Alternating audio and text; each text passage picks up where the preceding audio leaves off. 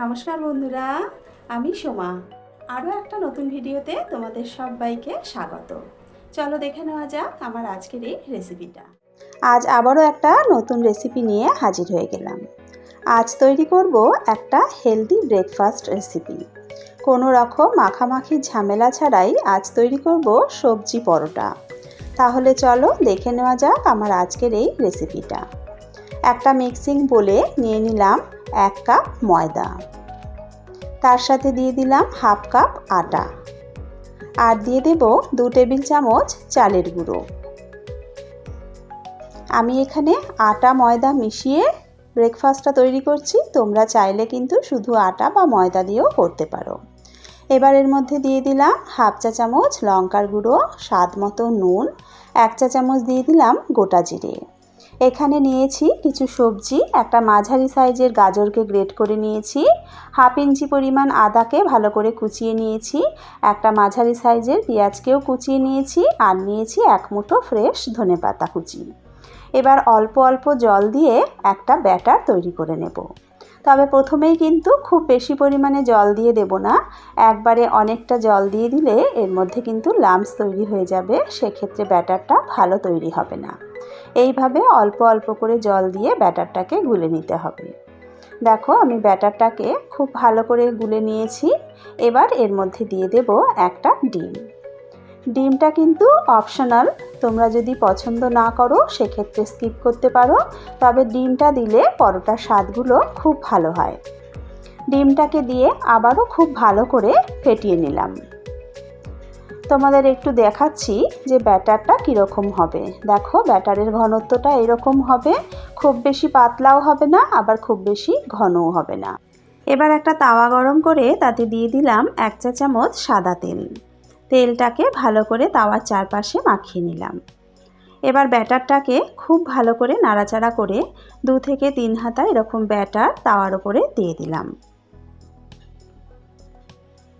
হাতার পেছন দিকটা দিয়ে এইভাবে একটু গোল করে দেব, যাতে পরোটাগুলো দেখতে সুন্দর লাগে। এইবার পরোটাটা একটা পিঠ হতে থাক। যখন দেখব এইরকম ওপরের জায়গাটা পুরো শুকনো শুকনো হয়ে গেছে, তখন এর ওপরে আরও 1 চা চামচ তেল দিয়ে দিতে হবে। তেলটাকে দিয়ে খুব ভালো করে চারিদিকে মাখিয়ে নিতে হবে।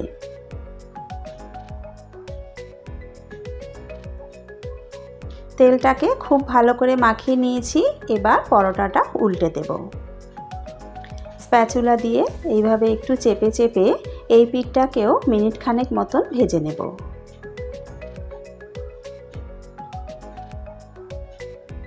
মিনিট খানেক ভেজে নেওয়ার পর আরও একবার উল্টে দিলাম।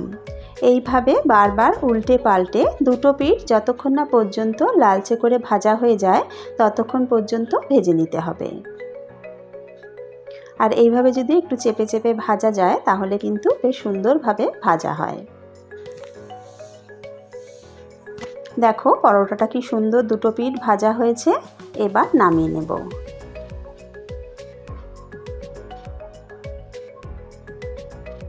আরও একটা পরোটা তোমাদের ভেজে দেখাচ্ছি।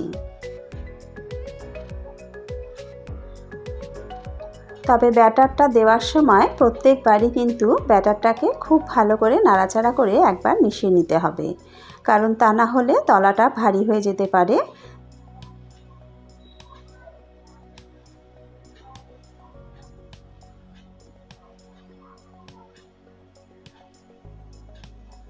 এইভাবে সমস্ত পরোটাগুলো ভেজে নেব।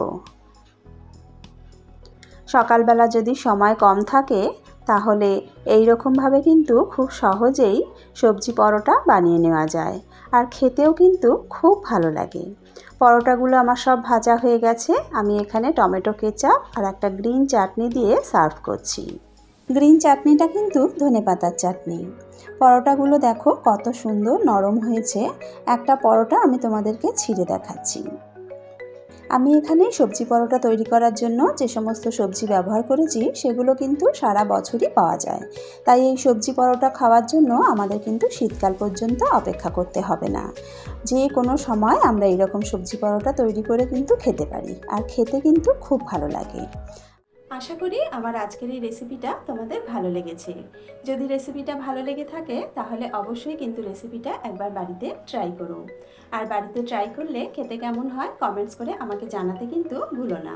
আজকের ভিডিও এখানেই শেষ করছি। আবারও হাজির হয়ে যাব একটা নতুন রেসিপির সাথে। সকলে ভালো থেকো, সুস্থ থেকো।